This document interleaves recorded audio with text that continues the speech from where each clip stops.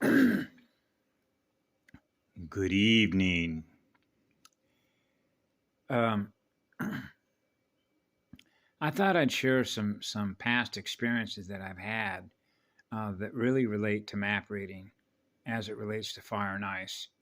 When you're mapping a holographic AI hologram, the beast system, when it comes to burn patterns, and because I spent a number of years chasing the spirit of fire, but there's an eternal spirit of fire in me and my light, which is real natural living light.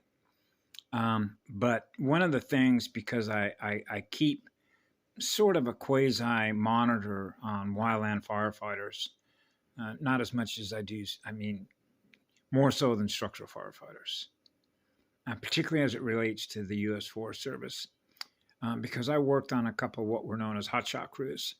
One was a 30-man crew, one was a 20-man crew.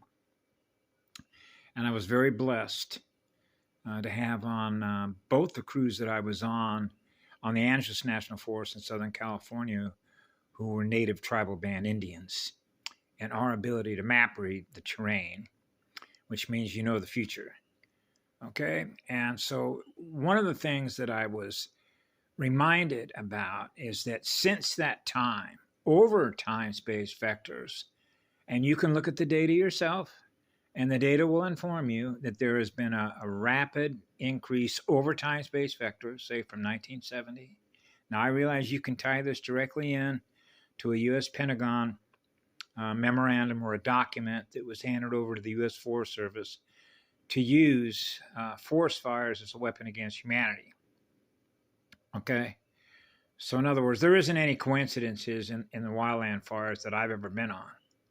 They happen and they burn exactly the way they're supposed to burn in order to take out the acreage that it is intended to do.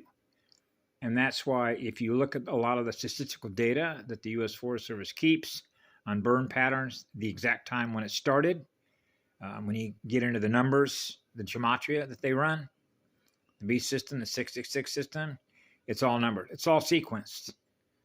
They're all mathematical sequence code on burn patterns. They know exactly when it's going to stop, when it's going to go out, on and on and on. Okay? That's why it's not a coincidence that they have, just like with the diamond, the double diamond, right? I'm a double diamond. Solar Rishi, heart key coated crystal, Rosetta Stone, pink rose. Okay? And so how this relates to what's going on now is I was reminded, for example, of a number of firefighters that lost their lives on a fire, plus their heart and soul. And one of the things that happened, and of course, folks that work in the monasteries, that martial arts, about the importance of maintaining your state of peace, the exact center point in your heart, your medicine wheel, your light wheel, right? Because what happens when you're experiencing nervous tension? That's reversal spin.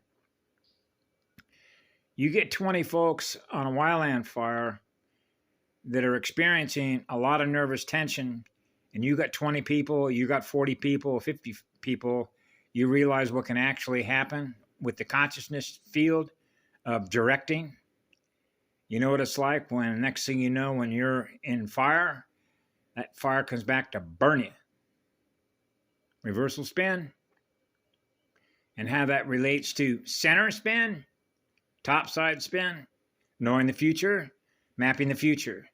Mapping the future between the past, the present, and the future, and experiencing now time forever with the first breath, the first metabolism, experiencing pure, absolute, eternal love. That means you know exactly where to be with your crew at the time that you need to be there in order to maintain what? The firewall shield. To protect everyone under your umbrella. Okay, so crew bosses and superintendents that are on hotshot crews, go take a look at their record, their safety record, right? And then you can look at the records since that time, right, of more crew members being injured and being lost on fires, because it's all related to consciousness, directed group formations of reverse spin energy that directly affects the burn patterns of these fires. That's right. the group formations.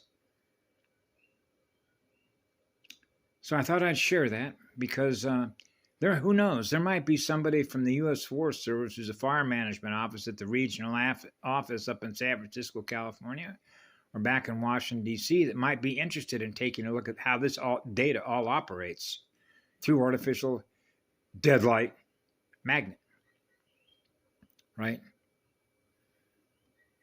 That's right.